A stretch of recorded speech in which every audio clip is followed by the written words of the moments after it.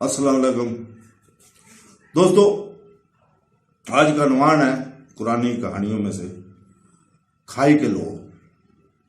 اللہ تعالیٰ سورہ بروج میں فرماتا ہے، بڑے ستاروں کو تھامے ہوئے آسمان کی قسم اور وعدہ والے دن یعنی قیامت کے دن کی قسم، اور گواہی کے دن یعنی جمعہ کے قسم، اور گواہی کے دن کی قسم یعنی 9ویں ذی الحج کے دن، عرفات کے دن۔ بادشاہ آگ کا ایندھن سے بھرا ہوا جب وہ اسے آگ پر بیٹھتے تھے اور انہوں نے دیکھا کہ وہ مومنوں کے خلاف کیا کرتے تھے، یعنی انہیں جلا رہے تھے اور ان کا کوئی قصور نہیں تھا سوائے اس کے کہ وہ اللہ تعالیٰ پر ایمان رکھتے تھے۔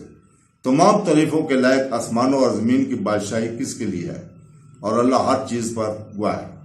بے شک وہ لوگ جو مومن مردوں مومن عورتوں کو آزمائش میں ڈالتے ہیں، انہیں اذیتیں دے کر اور جلا کر اللہ کی طرف توبہ نہ کرنے گے تو ان کے لیے جہنم کا عذاب ہے اور ان کے لیے دہتی آگ کا عذاب ہے۔ دوستو، محمد ابن اسحاق نے دعویٰ کیا ہے کہ وہ حضرت عیسیٰ علیہ السلام کے آمد کے بعد زندہ رہے، لیکن دوسرے علماء نے ان کے اس دعوے سے اختلاف کیا کہ وہ آپ صلی اللہ علیہ وسلم سے پہلے زندہ ہیں۔ تاہم بہت سے علماء نے ذکر کیا ہے کہ یہ واقعہ ایک سے زیادہ بار دہرایا گیا ہے۔ ایک حدیث نبوی میں ہے جس کا ذکر قرآن کریم میں ہے۔ امام احمد کہتے ہیں، مجھے حرناد بن سلمہ نے ثابت کیا کہ بعد میں عبد الرحمن بن ابی لالا نے کہا، صہیب رضی اللہ تعالیٰ بیان کیا ہے کہ رسول اللہ صلی اللہ علیہ وسلم نے فرمایا، تم سے پہلے ایک بادشاہ رہتا تھا اور اس کے پاس ایک عدالت جادوگر تھا۔ جب وہ جادوگر بوڑھا ہوا تو اس نے بادشاہ سے کہا، میں بوڑھا ہو گیا ہوں، میرے پاس کوئی نوجوان لڑکا بھیج دو کہ میں اسے جادو سکھا دوں۔ اس بادشاہ نے اس کے پاس ایک نوجوان لڑکا بھیجا تاکہ وہ اسے جادو کی تربیت دے، اور جادوگر کے پاس جاتے ہوئے اس نے نوجوان لڑکے کو وہاں ایک راہب بیٹھا ہوا پایا۔ اس نے راہب کی بات سنی اور اس سے بہت متاثر ہوا۔ راہب کے پاس سے گزرنا اس کے عادت بن گئی اور اس کے ساتھ وقت گزارنا اس کی تعلیمات سنتا، اور پھر دیر سے جادوگر کے پاس چلا جاتا۔ اس جادوگر نے تاخیر کی وجہ سے اسے مارا۔ اس نے راہب سے اس کی شکایت کی تو اس نے اس سے کہا، تم نے جادوگر سے ڈرو تو کہنا میرے گھر والوں نے مجھے حراست میں لے لیا تھا، اور جب تم اپنے گھر والوں سے ڈرو تو کہو مجھے جادوگر نے روک لیا تھا۔ ہوا یوں کہ ایک بہت بڑا درندہ شکار آیا اور اس نے لوگوں کا راستہ روک لیا۔ اس نے کہا، میں آج معلوم کروں گا کہ جادوگر افضل ہے یا راہب افضل ہے۔ اس نے ایک پتھر اٹھا اور کہا، اے اللہ کی، اگر راہب کا معاملہ تجھے جادوگر کے معاملے سے زیادہ محبوب ہے تو اس جانور کو موت دے تاکہ لوگ آزادانہ طور پر چل پھر سکے۔ اس نے وہ پتھر اس کی طرف پھینکا اور اسے مار ڈالا اور لوگ راستے پر چلنے پھرنے لگے۔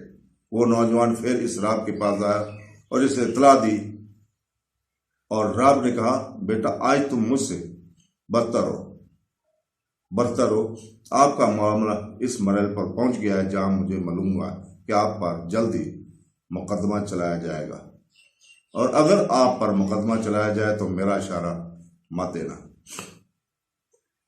وہ نوجوان اندھے اور جذام میں مبتلا افراد کا علاج کرنے لگا۔ اس نے درحقیقت لوگوں کو ہر قسم کی بیماری سے شفا دینا شروع کی۔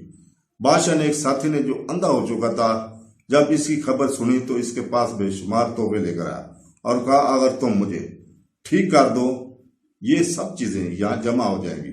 اس نے کہا، میں خود کسی کا علاج نہیں کرتا، اللہ ہی شفا دیتا ہے، اور اگر تم اللہ پر ایمان لاؤ تو میں بھی اللہ سے تمہاری شفا کی دعا کروں گا۔ اس نے اللہ پر ایمان لایا اور اللہ نے اسے شفا دی، اور وہ بادشاہ کے پاس آیا اور اس کے پاس بیٹھ گیا جیسا کہ وہ پہلے بیٹھا کرتا تھا۔ بادشاہ نے اس سے کہا، تیری بنائی کس نے بحال کی؟ اس نے کہا، اے میرے رب بادشاہ، کیا اس کا مطلب یہ ہے کہ تیرا رب میرے علاوہ کوئی اور ہے؟ اس نے کہا، میرا اور تمہارا رب اللہ ہے۔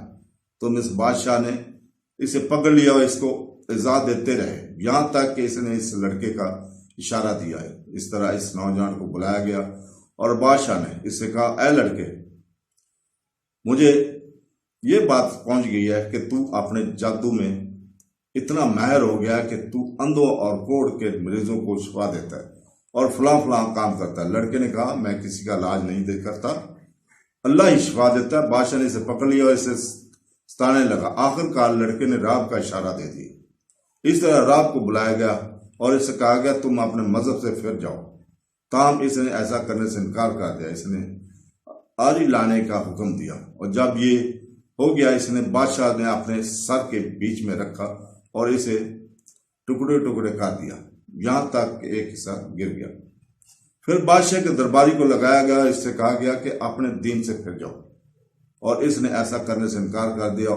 آری اس کے سر کے بیچ میں رکھ دی گئی اور اس کا ایک حصہ گرنے تک پھٹ گیا، اور پھر اس نوجوان کو لایا گیا، اس سے کہا گیا اپنے دین سے پھر جاؤ، اس نے ایسا کرنے سے انکار کر دیا اور اسے کے درباریوں کے ایک گروہ کے حوالے کر دیا۔ بادشاہ نے حکم دیا اسے فلاں پہاڑ پر لے جاؤ، اسے اس پہاڑ پر چڑھاؤ، اور جب تم اس کی چوٹی پر پہنچ جاؤ اس سے کہو کہ وہ اپنے ایمان کو چھوڑ دے، لیکن اگر وہ ایسا کرنے سے انکار کرے تو اسے پہاڑ سے نیچے پھینک دو۔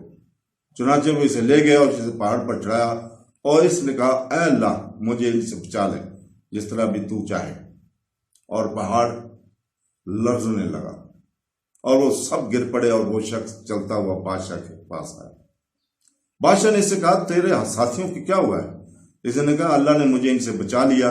اس نے اسے دوبارہ اپنے چند درباریوں کے حوالے کر دیا اور کہا اسے لے جاؤ، ایک چھوٹی کشتی میں سوار کرو، جب سمندر کے بیچ میں پہنچو تو اس کا دین چھوڑ دو، لیکن اگر وہ اپنا دین نہ چھوڑے تو اسے پھینک دو۔ چنانچہ وہ اسے لے گئے، اور لڑکے نے کہا اے اللہ مجھے ان سے بچاؤ۔ تو دوستو کچھ ہی دیر میں کشتی پلٹ گئی اور وہ ڈوب گئے۔ وہ چلتا ہوا بادشاہ کے پاس آیا۔ بادشاہ نے اسے کہا تیرے ساتھیوں کو کیا ہوا ہے؟ اس نے کہا اللہ نے مجھے ان سے بچا لیا۔ اور اس نے بادشاہ سے کہا تم مجھے اس وقت تک قتل نہیں کر سکتے جب تک تم وہ کام نہ کر جو میں تم سے کہتا ہوں۔ اور فرمایا وہ کیا ہے؟ آپ نے فرمایا تم لوگوں کو میدان میں جمع کرو اور مجھے درخت کے تنے سے لٹکا دو، پھر ترکش سے ایک تیر پکڑ کر کہو اللہ کے نام سے جو تمام جہانوں کا رب ہے، پھر ایک تیر مارو، اور اگر تم نے ایسا کیا مجھے مار ڈالو۔ کہ بادشاہ نے لوگوں کو ایک کھلے میدان میں بلایا اور لڑکیوں کے ایک درخت تنے سے باندھ دیا۔ پھر اس نے اپنے ترکش سے ایک تیر پکڑا اور پھر اس تیر کو کمان میں رکھا اور پھر کہا اللہ کے نام سے جو رب العالمین ہے۔ نوجوان لڑکے کی پھر اس نے تیر مارا اور اس نے اس کے مندر کو کاٹ دیا۔ اس لڑکے نے اپنے ہاتھ بیت المقدس پر رکھے جہاں تیر نے اسے کاٹ لیا تھا، اور وہ مر گیا۔ اور لوگوں نے کہا ہم اس نوجوان کے رب پر ایمان رکھتے ہیں، ہم اس نوجوان کے رب پر اپنے ایمان کا اثبات کرتے ہیں، اس نوجوان کے رب پر ہمارے ایمان کی تصدیق کرے۔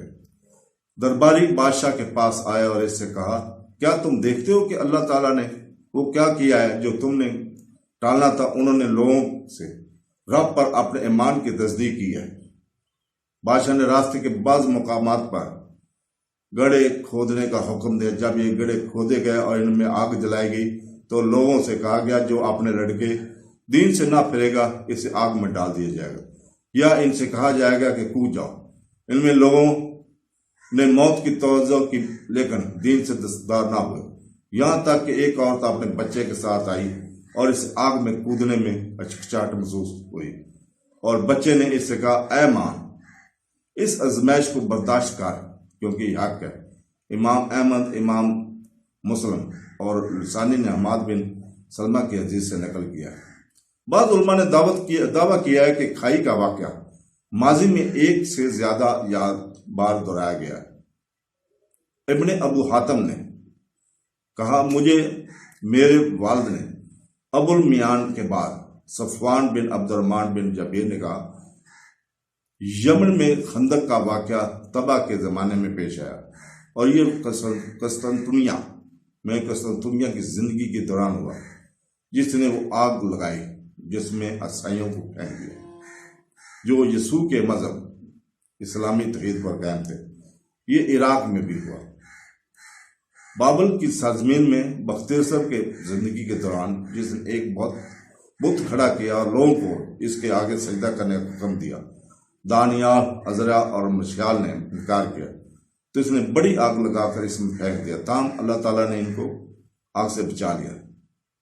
ان 9 آدمیوں کو جو ان پر زیادتی کرنے والے تھے، ان کو آگ میں گرا دیا جو انہوں نے خود بنائی تھی۔ تو دوستو، اللہ تعالیٰ کے اس فرمان کے بارے میں جس میں لکھا ہے، خندق والے معلوم تھے، السدی نے کہا 3 گڑھے تھے، ایک شام میں، دوسرا عراق میں، اور تیسرا یمن میں۔ ابن ابو حاتم نے روایت کیا ہے۔ تو دوستو، یہ تھی کہانی، قرآنی کہانی۔ اللہ حافظ۔